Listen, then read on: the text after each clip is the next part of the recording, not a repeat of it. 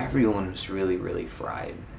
This whole deliberation process about whether we were going to stay here was stressing a lot of people out. And I think we just realized that we just need to get away. We haven't had, so far we hadn't had tons of crazy, wild, awesome experiences that we wanted to when we were going to go to a new place. It's one of those things where you just need to, when you have that much culture shock and that much jet lag, you just need to take it easy for a couple days. Try and absorb even a little bit of it and sleep.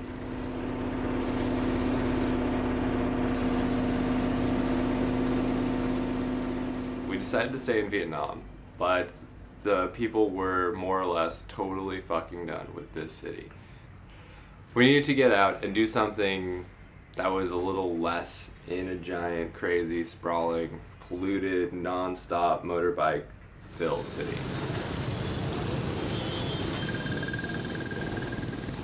Yeah, I got hit pretty hard with jet lag, and it was tough to. The city was so busy and overwhelming to begin with, and then to be hit with jet lag and be tired when you're supposed to be awake, and all of it was a bit much. It was hard to deal with at first. Definitely never a quiet moment in the city. There's always something happening, sounds, and motorbike going by right now. And, it's always something. So we ended up taking a weekend trip to Nha Trang. It was a lot of fun. It cost a lot of money. We didn't have jobs at that point. But maybe it did raise my spirits about Vietnam as a whole.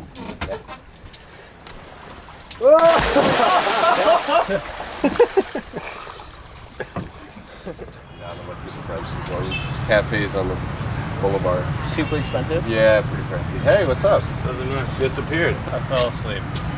Really? I was looking for the rice wine and then I fell asleep. So Nha Trang was this total watershed for the group. We all had a great time.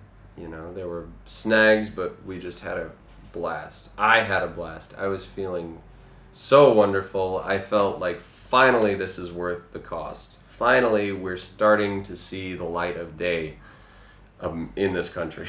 I think we needed a break from the city to just go have some kind of adventure, remind ourselves that it wasn't all about working. It's all about having adventures. We just have to work sometimes, which is unfortunate. So I think the trip was fantastic. It totally accomplished that. Even the getting there was half the fun. So we decided to have a nightcap before the train, and this may have turned into more than a nightcap for some of us. Brian está como un maricón que está bebiendo el juego de maricón. I'll provide a translation. A long time ago, Brian and Rob's mother had a torrid, an inappropriate love affair. It was a great way to get ready to get on Vietnamese railway. So somehow, through the grace of God, we made it to the train station, found our tickets, were able to show them to the numerous people we needed to show them to, and get on the train to one of the most amazing ways to travel I've ever seen. We're in a car with 6 beds with like that much padding. And all 6 of us are stacked, and we're all just laughing hysterically. I get in there and I'm naked in like 5 seconds, and I just think it's the funniest thing ever. I mean, I was decent, but covered with a blanket is what I mean by decent. It was just such a surreal experience to be on the bunks, and then at some point a few of us took off and wandered through the crazy rickety dream train down to the dining car. And in it, I think the only people who were there were the entire staff of the train, getting loaded. It was pretty great. I mean, we went there to just have some beers and hang out, and so did they, which was odd because they were driving the train.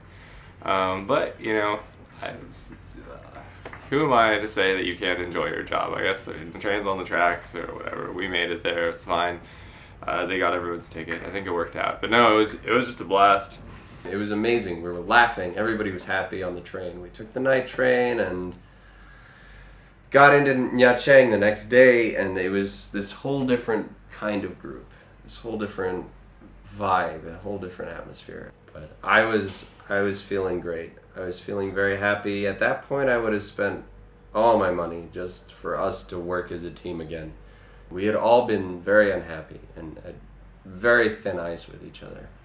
And it was funny because we decided to do it, and we had a conversation about how if we do this, we can't think about the money, we can't worry about it, or nobody's going to have fun, and we might as well have not done it.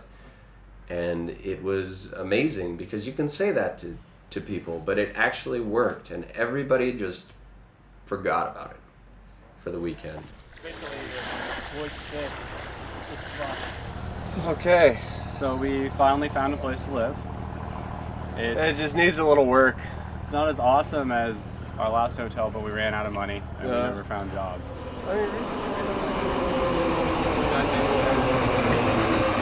This is where we're eating dinner, yeah. This is where we are eating dinner. So check out the boats over here. We went to eat seafood. That was an adventure. So the basic gist: don't ever believe anybody in Vietnam about anything, because they're probably lying. Okay, so we're standing here on this floating platform, and there are some incredibly...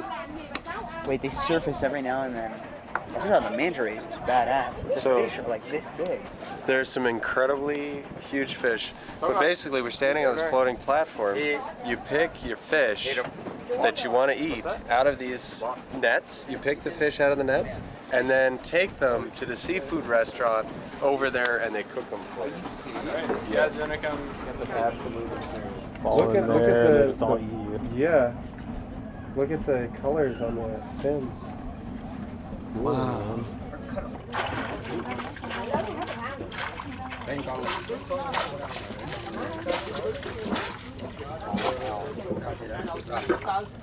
I've never had.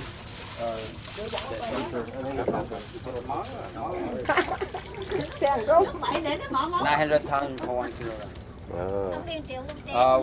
But 1 kilo about 6 or 7 like it. There are these little floating bowls. They look like cereal bowls floating in water, and these people inside them are like, "Hi, we're really friendly. You should come get in our boats, and we'll take you to the restaurant."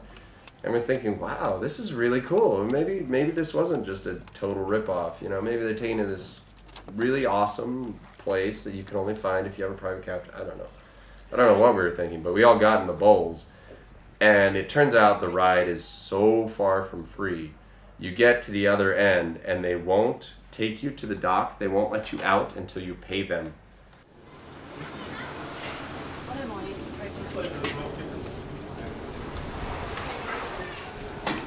Never been ripped off and so satisfied. It was really fun. Going out there with the team, boating around, even to a degree getting swindled about on the little boats and our seafood misadventure. The fact that we just did it as a team, I think it did bring back that spirit. You can't be of the mindset that you might not stay somewhere and then make it work. You have to understand that the boats have all been burned, and somehow or some way you have to make it work. Then there's always a way to make it work. But when you when you aren't in the space where there's no options left, then you see a lot fewer of the possibilities.